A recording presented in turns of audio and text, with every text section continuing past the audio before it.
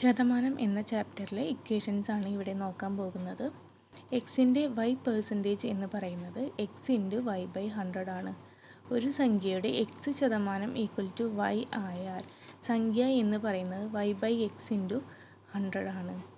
ഒരു സംഖ്യ എന്ന് പറയുന്നത് 100% ആയിരിക്കും. അപ്പോൾ അതിൻ്റെ 50% എന്ന് പറയുന്നത് 1/2, 33 1/3% എന്ന് പറയുന്നത് 1/3, 25% എന്ന് പറയുന്നത് 1/4, 20% എന്ന് പറയുന്നത് 1/5, 16 2/3% എന്ന് പറയുന്നത് 1/6 ആയിരിക്കും. 14 2/7% എന്ന് പറയുന്നത് 1/7, 12 1/2% എന്ന് പറയുന്നത് 1/8, 11 1/9% എന്ന് പറയുന്നത് 1/9, 9 1/11% എന്ന് പറയുന്നത് 1/11, 8 1/3% എന്ന് പറയുന്നത് 1/12 ആയിരിക്കും. ഒരു ഭിന്നസംഖ്യയെയോ ദശാംശ സംഖ്യയെയോ ശതമാനമാക്കാൻ 100 കൊണ്ട് ഗുണിച്ചാൽ മതി. ഒരു സംഖ്യയുടെ എക്സ് ശതമാനം വൈക്ക് തുല്യമാണെങ്കിൽ ആ സംഖ്യയുടെ സെഡ് ശതമാനം വൈ ബൈ എക്സ് ഇൻറ്റു സെഡിന് തുല്യമായിരിക്കും.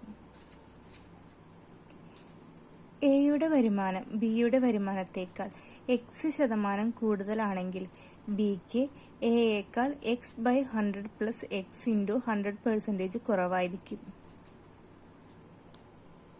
ഒരു സാധനത്തിൻ്റെ വില എക്സ് ശതമാനം വർദ്ധിപ്പിച്ച് വീണ്ടും വൈ ശതമാനം കൂട്ടിയാൽ വിലയിലുണ്ടാകുന്ന മാറ്റം എന്ന് പറയുന്നത് X plus Y plus X Y by 100 ആയിരിക്കും.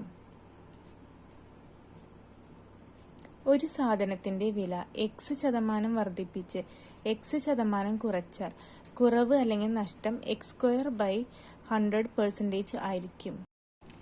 എയുടെ ബി ശതമാനം എന്ന് പറയുന്നത് ബിയുടെ എ ശതമാനത്തിന് തുല്യമാണ്. എയുടെ വരുമാനം ബിയുടെ വരുമാനത്തേക്കാൾ എക്സ് ശതമാനം കുറവാണെങ്കിൽ ബിക്ക് എയേക്കാൾ X by 100 minus X into 100% കൂടുതലായിരിക്കും. ഒരു സാധനത്തിൻ്റെ വില എക്സ് ശതമാനം വർദ്ധിപ്പിച്ച് വൈ ശതമാനം കുറച്ചാൽ വിലയിലുണ്ടാകുന്ന മാറ്റം എന്ന് പറയുന്നത് X minus Y minus X Y by 100 ആയിരിക്കും. സി എന്ന് പറയുന്നത് രണ്ടിലും ഉൾപ്പെടുന്നവരാണ്. അവരെ കണ്ടുപിടിക്കാനുള്ള equation C equal to A plus B plus D minus 100. D എന്ന് പറഞ്ഞാൽ രണ്ടിലും ഉൾപ്പെടാത്തവർ. ഡി കണ്ടുപിടിക്കാനുള്ള equation 100 minus A plus B minus C.